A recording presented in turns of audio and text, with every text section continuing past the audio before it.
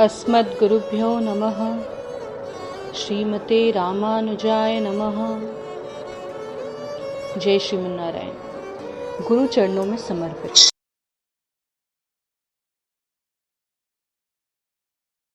श्री भूतपुरी महात्म्य। श्री रामानुजाचार्य वैकुंठ गमन से 3 दिन पूर्व अहर्निश गुठार्थ का उपदेश देते रहे। यतिराज ने सभी शिष्यों को बताया कि उनका 10 दिन में वैकुंठ गमन निश्चित है। सभी शिष्य दुखी होकर शरीर त्यागने के लिए तैयार हो गए तो यतिराज ने बताया, मेरे वियोग में शरीर त्यागोगे तो पतित हो जाओगे। शिष्य बोले, हम आपकी सेवा बिना एक क्षण भी नहीं रह सकते, अतः आप ही कुछ उपाय बताइए। यतिराज ने कृपावश अपना ही एक अर्चा विग्रह बनवाया और उसका गाठालिंगन करके विग्रह का ब्रह्मरंध्र सूंघ कर उसमें अपनी शक्ति प्रतिष्ठित कर दी। इस अर्चा विग्रह की सविधि प्रतिष्ठापना करके यतिराज ने उन्हें उसी अर्चा विग्रह की प्रेम पूर्वक सेवा करने का आदेश दिया। अवतार स्थल श्री भूतपुरी के सामने श्रीरंग तथा यादवाद्री पर भी यतिराज ने विग्रह बनवाकर गाठालिंगन करके अर्चा विग्रह की स्थापना की। लोक संचारक यतिराज के श्री विग्रह का दर्शन आज भी श्री भूतपुरी में होता है। यतिराज का अवतार स्थल श्री भूतपुरी सभी दिव्य देशों से श्रेष्ठ है, अतः मुमुक्षुओं को चाहिए कि यहाँ पर निवास करें।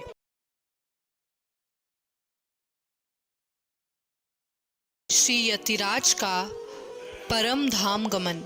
श्रीरंगम निवासी सभी श्री वैष्णवों के पूछने पर यतिराज ने सबको कर्तव्य का आदेश दिया। लोक सुख प्रारब्धधीन और मोक्ष सुख भगवत संकल्पाधीन होने के कारण दोनों के विषय में निश्चिंत रहना चाहिए। ऐसे प्रपंचों में पड़ने से शरणागति व्यर्थ हो जाती है। आप लोगों को मोक्ष का उपाय मानकर कोई कर्म नहीं करना चाहिए, अपितु भगवत कैंकर्य मानकर शुभ कर्मों को करना चाहिए। रामानुजाचार्य ने आगे कहा, भगवान श्रीमन नारायण के कैंकर्य भूत श्री भाष्य का आजीवन श्रवण करना चाहिए। यदि यह न हो सके तो आलवारों द्वारा प्रणीत दिव्य प्रबंधों का आभास कर प्रतिदिन शिष्यों को उस विषय का उपदेश देना चाहिए।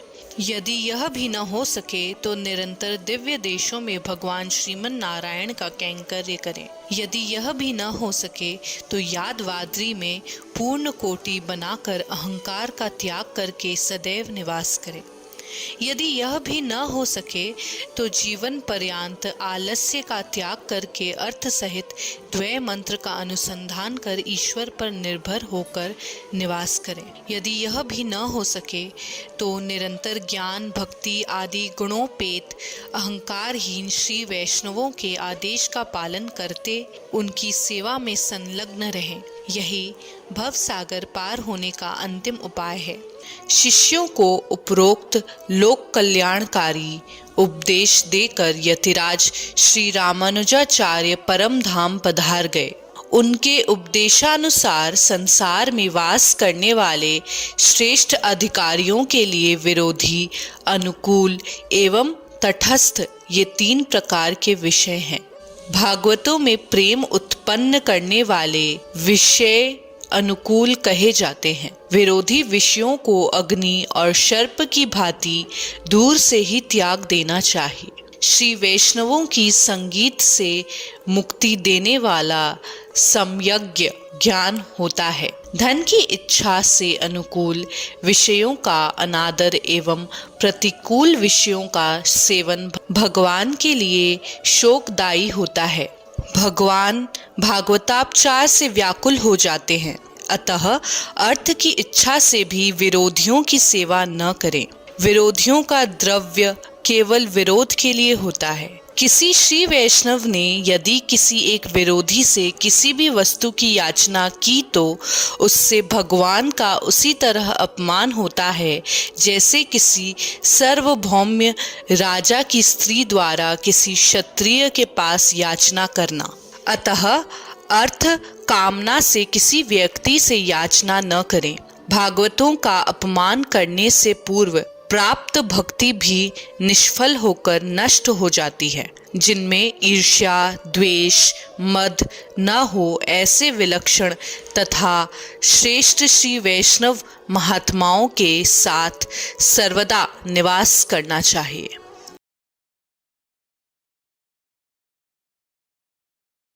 श्री यतिराज का वैकुंठ गमन। श्री वैकुंठ गमन से पूर्व श्री यतिराज ने श्री पराशर भट्ट स्वामी जी को श्री रंगेश के दास्य साम्राज्य का राजा बनाया।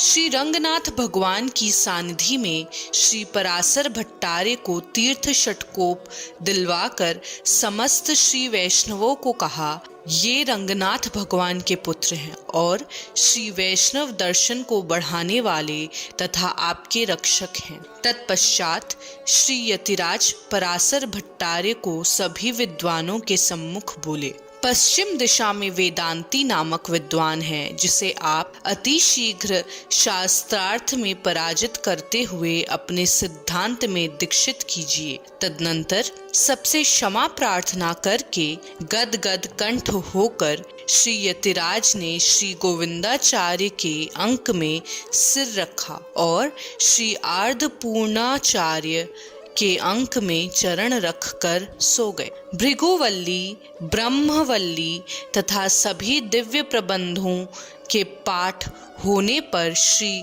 महापूर्णाचार्य स्वामी जी के चरणार वृंदों का ध्यान करते हुए श्री यामुनाचार्य की चरण पादुका आगे रखकर स्वयं कपाल भेदन कर ब्रह्मरंध्र के मार्ग से शरीर त्याग कर वैकुंठ पधार गए। वह दिवस था माघ शुक्ल दशमी।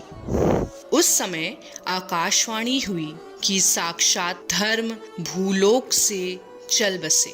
श्री दाशरथी, श्री आंध्रपूर्णाचार्य, श्री गोविंदाचार्य, श्री कुरेशाचार्य ने प्रधान रूप से सभी संस्कार संपन्न किए। पुत्राभिमान रखने के कारण श्री कुरेशाचार्य स्वामी ने सभी ब्रह्म मेधादि चरम कैंकर्य विस्तार पूर्वक तथा विधिवत संपन्न किए। तत्पश्चात श्री गोविंदाचार्य प्रचार प्रसार करने लगे तथा श्री यतिराज के वियोग में कुछ समय के बाद परम धाम को चले गए। श्री पराशर भट्टार्य ने श्री गोविंदाचार्य का विधिवत चरम कैंकर्य संपन्न किया।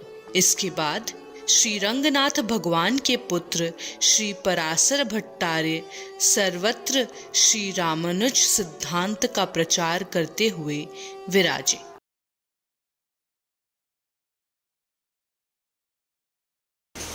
श्री भट्टार्य का विजय प्रस्थान। श्री यतिराज रामानुजाचार्य ने वेदांत सार, वेदांत द्वीप, वेदांत संग्रह, श्री भाष्य, गदत्र आदि अनेक ग्रंथों की रचना की।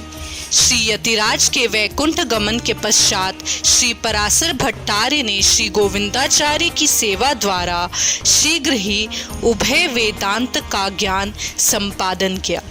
श्री पराशर भट्टार्य स्वामी जी को ज्ञात हुआ कि पश्चिम दिशा में श्रीरंगपट्टन नामक स्थान पर श्री वेदांती नामक प्रसिद्ध सर्वशास्त्र तत्वज्ञ मायावादी विद्वान निवास करते हैं, जिन्होंने 6 दर्शन सिद्धांतों के विद्वानों को पराजित किया है। श्री पराशर भट्टार्य ने तत्काल उस मायावादी वेदांती को पराजित करने की इच्छा की। श्री परकाल स्वामी जी ने जिस दिव्य प्रबंध से भगवान के अलौकिक प्रभाव का अनुभव किया था, उसके द्वारा इस समय उस वेदांती को जितना चाहिए ऐसा विचार करके श्री पराशर भट्टार्य रंगनाथ भगवान की सानिधि में आए।